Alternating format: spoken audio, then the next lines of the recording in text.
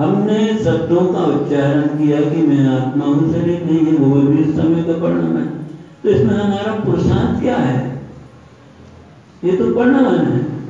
लेकिन उस परिणाम के होते समय यदि हमें ये श्रद्धान हो जाए कि वास्तव में आत्मा हूँ, शरीर नहीं हूँ, एक बार ऐसी हुंकार लग जाए तो हमारा बेड़ा पार हो जाएगा। समय है स्वीकार करने का, उच्चारण करने का नहीं है। समय है क्योंकि आयु का कोई भरोसा नहीं है, कब किसका राम नाम सत्य हो जाए। इसलिए उस सत्य को पहले ही सत्य स्वीकार कर लो, जाके हम उससे बच जाए। कोई ऐसा ना कहे कि राम नाम सत्य है, ताकि ऐसा दोबारा किसी को कहना न पड़े। मनुष्य पर्याय एक महान दुर्लभ पर्याय है। हर पर्याय अनंत बार प्राप्त होती हैं, लेकिन मनुष्य पर्याय मात्र 2000 सागर से कुछ अधिक समय के लिए ये जीव निगूढ़ से निकलता है। तो कितनी बार मिलती हैं? 16 बार मनुष्य पर्याय, 16 बार स्त्री पर्याय, 16 बार नपुंसक पर्याय। क्यों इतनी कम मिलती है? हर पर्याय तो अनंत बार मिल जाती हैं, लेकिन ये मात्र 16 ही बार क्यों मिलती है? और इन तीनों में एक पुरुष पर्याय ही तद्भव मोक्ष का कारण बनती है। मार तो सभी पर्याय बन जाती है, लेकिन तद्भव मोक्ष की प्राप्ति तो इसी पुरुष पर्याय से ही प्राप्त होती है। पुरुष का मतलब ये होता है पुरुषार्थ। जो पुरुषार्थी है, जो नर है, उसी को पुरुष कहा है। तो पुरुष जो है ये पर्याय कि हम ये भी नहीं मालूम कि ये 16वीं बार है कि कितनी बार हो गई।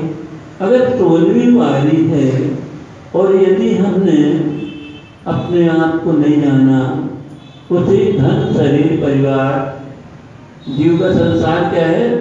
धन शरीर और परिवार, ये उसका संसार है। और वो उसे ही संसार मान रहा है और उसी में अपना कर्तव्य मान रहा है कि उनका पालन पोषण करना मेरा कर्तव्य है, मेरा धर्म है। कर्तव्य क्या है? वो तो मान लेकर मेरा धर्म है। क्योंकि क्या कारण मान रहा है? कर्तव्यपना लगा है, तत्निर्णय का अभी सिद्धांत नहीं है। तो तत्निर्णय क्या है? जिस समय जिस जीव का, जिस द्रव्य का, जिस समय जो कुछ होना है वो अपनी तत्समय के अनुसार हो रहा होगा, उसे कोई टाल फेर बदल सकता नहीं है। पक्का है ना? पक्का। तो क्या हम उस रूप आचरण कर रहे हैं? क्या हमारी दृष्टि उस रूप है? नहीं है। क्यों नहीं है? कहा है मोह नींद के जोर जगवासी घूमे सदा, कर्म चोर चहोर सर्वस्व लूटे सुध नहीं। सतगुरु दे जगाए मोह नींद जब उस समय, तब कछु बने उपाय कर्म चोर आवत हो गए। पूरा सार हो गया इसमें, संसार का भी और मुक्ति का भी इसमें सार बता दिया। तो मोह नींद के जो हम काय की निद्रा में हैं? अच्छा, हम बोल रहे हैं, चाल रहे हैं, चल रहे हैं, उठ रहे फिर रहे हैं, तो काय के उसमें फूल कर रहे हैं? मोह नींद की निद्रा में या उसका उपशम में? मोह नींद की निद्रा में। जैसे एक शराबी होता है तो शराब के नशे में बोलता है, चालता है, उल्टा है, चलता है, सब कुछ करता है, लेकिन अपने आप को भूलता है, अपने आप को नहीं जानता, अपने आप को नहीं जानता, अपने घर को भूला हुआ है और पर को अपना घर मान रहा है। क्या वास्तव में पर हमारा घर है? क्या हमारा ये पर जो स्थायी है? निवास है? नहीं है। ये तो जिस समय जितने समय की आयु मिली है उतने समय इस शरीर रूपी घर में हमारा निवास है। इसके बाद क्या हो जाएगा? आयु बनता है तो छूट जाएगा, छोड़ना पड़ेगा, छूट जाएगा, छूट जाएगा। क्योंकि छूटा छुटाया ही है। अपनी अज्ञानता के कारण से हमने इसे पकड़ रखा, इसने हमें नहीं पकड़ा। हमने किसको पकड़ा है? पर ने हमें नहीं पकड़ा है, हमने पर को पकड़ा है। क्यों पकड़ा है? कि हमारी दृष्टि पर के ऊपर है, उसी के ऊपर, उसमें ममत्व भाव है, उसी में मोह भाव है, नाना प्रकार के राग भाव है। ये काय के कारण है? अपनी अज्ञानता के कारण से। अच्छा, ज्ञान में जाए तो तत्निर्णय वेद ज्ञान का प्रधान हो जाए तो क्या हो जाएगा? क्या परिवार छूट जाएगा? क्या समाज छूट जाएगा? क्या धन वैभव छूट जाएगा? कुछ भी नहीं छूटेगा। और न हमारे लिए कोई परवस्तु दुख का कारण भी नहीं है, न संसार का कारण है। कोई भी परवस्तु हमारे लिए संसार का कारण नहीं है। अगर परवस्तु यह परिग्रह संसार का कारण होता तो बड़े बड़े राजा महाराजा चक्रवर्ती छोड़ छाड़ के चले गए और मोक्ष भी चले गए। हमारे पास तो एक अंश भी नहीं है। हमारे पास क्या है? एक अंश भी नहीं है। तो दुख का कारण क्या है? और पर वस्तु के प्रति ममत्व भाव का होना, राग भाव का होना, ये दुख का कारण है। पर वस्तु दुख का कारण नहीं है, समाज दुख का कारण नहीं है, परिवार दुख का कारण नहीं है। परिवार के को अपना मानना दुख का कारण है। कोई परिवर्तन संसार में दुख का कारण नहीं है, क्योंकि एक तरफ दूसरे दुख का करता है ही, तो दुख का कारण कैसा हो जाएगा? और जो समय जब होना है, जो कुछ होना वो हो रहा। जहाँ ऐसा तत्निर्णय भेद ज्ञान का सिद्धांत होता है और एक समय मोहिंद के जोर जगवासी घूमे सदा, कर्म चोर जहोर दरवस लूटे, सुधि नहीं सतगुरु दे जगह है। कहाँ है? कैसे जगह रहे? अरे ये मोह निद्रा में कब तक पड़े रहोगे? इस मोह निद्रा में कब तक पड़े रहोगे? चली चला हो ना हो,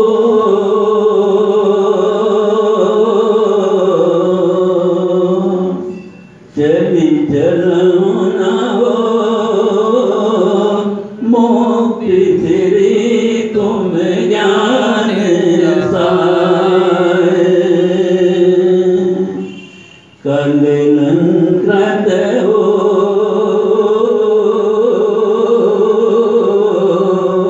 कम न उपजहि ममारे स्वभाव।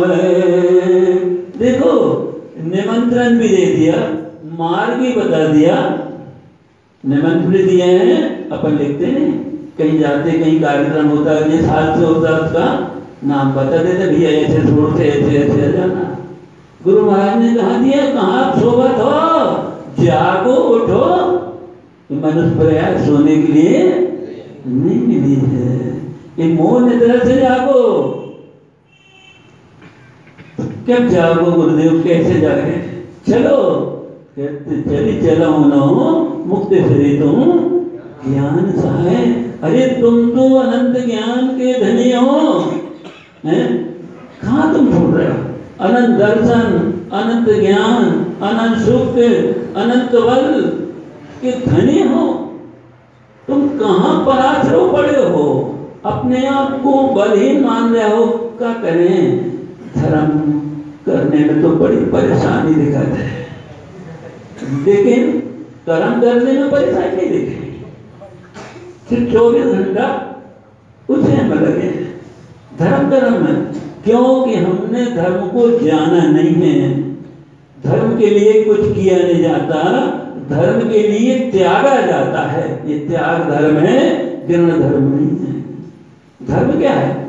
एक बार जिसने अपनी दृष्टि पलट जाए, एक बार जिसकी अपनी दृष्टि पलट जाए, स्वयं को स्वयं पर को पर जान ले, तो बताओ उसको अब क्या करना है? अगर कुछ करता है तो कर्मों का आश्रय मानता है, कुछ अगर करता है तो कर्मों का आश्रय बंद होता है, चाहे वो शुभ हो या अशुभ हो, दोनों ही संसार के कारण होते हैं। यहाँ कुछ करता नहीं है, वो अकर्ता हो जाता है, इसलिए हाथ पे हाथ रख के बैठ जाता, मेरा संसार कोई काम नहीं है, काम छूटा नहीं है, हो रहा है काम, जो क्रियाएं जिसके निमित्त जो होनी है वो सब हो रही हैं, अभी छूटी नहीं है। तो छूटा क्या है? जो कर्तव्यपन था, जो मिथ्यात्व था, मिथ्यात्व का छूटना ही सम्यक है। यह तो मिथ्यात्व रह गया, सम्यक रह गया, दोनों एक साथ, हम दोनों के एक साथ रखना चाहते हैं कि सम्यक दृष्टि भी बन जाए, मिथ्यात्व न छूटे। तो महाराज कोई ऐसा मार्ग बता दो कि मिथ्यात्व भी न छूटे। और अच्छा ये बताओ, दिन रहेगी तो रात्रि को रोको, मान लो दिन उदय हो गया और रात्रि से कहो कि तू मत जा, तू भी रह भाई। एक समय में एक ही चीज रह सकती है, दूसरे नहीं रह सकते। तो सबसे बड़ा शत्रु क्या है हमारा? मिथ्या। सबसे बड़ा शत्रु है मिथ्या। मिथ्या क्या है? विपरीत मानता है, जो अनादि से विपरीत मानताएं लगी हैं, जो वस्तु मेरी नहीं है और वस्तु को मैं अपनी मान रहा हूं, उसके लिए दिन रात एक कर रहा हूं, और एक समय भी ऑप्शन क्या है? एक समय की दृष्टि मेरी आज तक पलटी नहीं है, क्योंकि मैंने एक समय के लिए भी मिथ्यात्व को छोड़ा नहीं है। अगर एक समय के लिए मैं जागरूक हो जाता, एक समय के लिए मैं जाग जाता उस मौन निद्रा से, तो एक समय की जो झलक है, एक समय की जो झलक है, एक समय का जो अंतर का आनंद है, उस आनंद में और सिद्ध परमात्मा के आनंद में कोई अंतर नहीं है। और जब ऐसा एक बार अंतर आ गया, एक बार ऐसा श्रद्धान में आ जाए, उस आनंद का अनुभव हो जाए, तो क्या फिर वो ये विश्वरूप आनंद को ग्रहण करेगा? कभी नहीं करेगा। क्या ये पचेंद्री के विषय भोगों में रत रहेगा? कभी नहीं रहेगा। वो तो रहते हुए भी, संयोग में रहते हुए भी सिंह के समान होता है।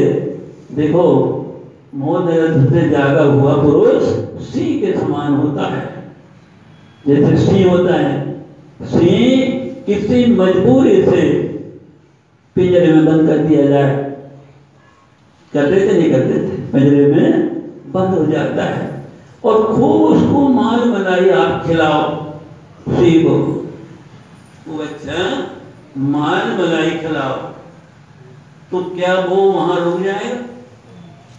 नहीं रुकेगा। कभी सिंह पिंजरे के अंदर बंद रहना नहीं चाहेगा, देखेगा कब मुझे मौका मिले और मैं निकल जाऊं। इसी प्रकार एक समय का जो उपसन सम्यक, जिसको अपने अपने आप को जान लिया हो, एक समय का जो आनंद मिल गया हो, फिर वो तो निरंतर उसी को प्राप्त करने का पुरुषार्थ करता है।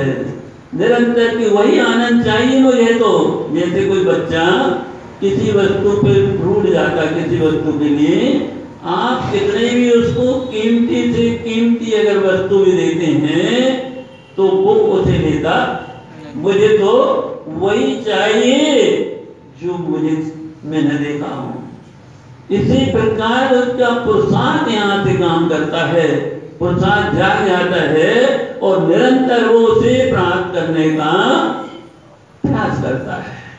जैसे मान लो अभी गुरु महाराज ने श्रावकाचार्य में कहा, अप्रत सम्यक दृष्टि के निमित्त से लिखा हुआ ग्रंथ है। श्रावकाचार्य क्या है? अप्रत सम्यक दृष्टि के निमित्त से लिखा हुआ है।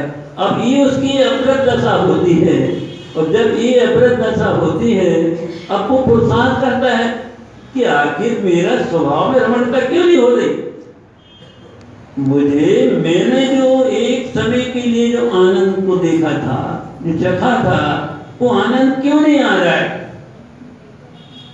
तो पाएगा कि मेरा मन शांत नहीं है। तो मन शांत कैसे होगा, मन शांत क्यों नहीं होता, क्योंकि मन के बगैर तो मुक्ति होती नहीं है। तो मन चंचल नहीं है, मन चलायमान नहीं है, मेरी अज्ञानता है।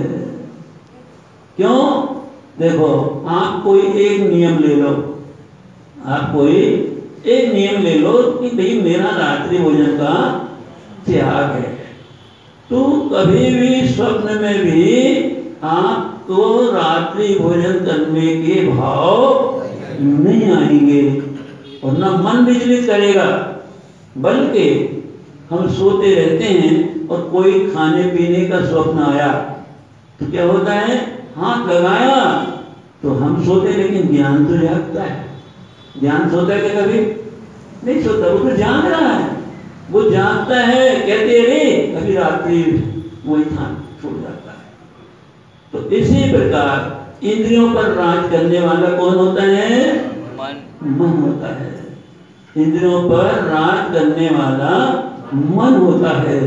तो मन को शांत कैसे किया जाता है, गुरु महाराज ने निश्चय व्यवहार पूर्वक समन्वय पूर्वक मुक्ति का मार्ग कहा है। क्यों, तो व्यवहार क्या है, हम व्यवहार में ही भटक जाते हैं कि ये व्यवहार है, बाहर का व्यवहार है। व्यवहार ये नहीं है, जो साध को प्राप्त करने में साधन होता है उसे व्यवहार कहा है। जो साध को प्राप्त करने में साधन हो उसे व्यवहार का है। तो हमारा साधन क्या है, साध प्राप्त नहीं हो रहा है क्योंकि मन चंचल है। तो मन चंचल है तो मन को शांत करने के लिए क्या करता है, अपनी इंद्रियों पर विजय प्राप्त करता है। मन को शांत करने के लिए अपनी इंद्रियों को बस में करना है। अब इंद्रिय बस में हो गए तो मन क्या करेगा, बिना प्रजा के राजा क्या कर सकता है, कितना शक्ति रहेगी उसके अंदर। मान लो एक राजा है, बहुत बड़े राज का राजा है और बहुत शक्तिशाली उसकी सेना है। तो जितनी शक्तिशाली सेना होगी उतनी शक्तिशाली राजा होगा। और सेना विद्रोह कर दे तो, सेना साथ ना दे तो राजा क्या करेगा, पराधीन हो जाएगा। इसी प्रकार इंद्रियों पर राज करने वाला मन होता है। तो ज्ञानी क्या करता है, इंद्रियों को ही अपने कंट्रोल में कर लेता है। बेटा कर क्या तू करेगा, अब उछल कैसा उछलेगा, उछलेगा नहीं उछलेगा, क्योंकि ज्ञानी का मन शांत होता है। ज्ञानी का मन शांत होता है और अज्ञानी का मन चंचल होता है।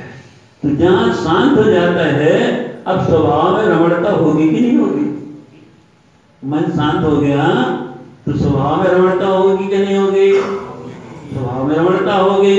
अब उसने ये खोज कर लिया ना कि भाई मन बस में हो गया।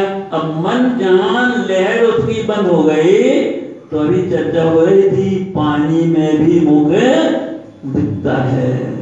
अपने आप स्वभाव का स्मरण रहता है, निरंतर स्वभाव में रमणता होती है और कर्मों की निंदा करके अनंत चतुष्टय केवल ज्ञान को प्राप्त कर लेता है। बोलो केवल ज्ञानी भगवान की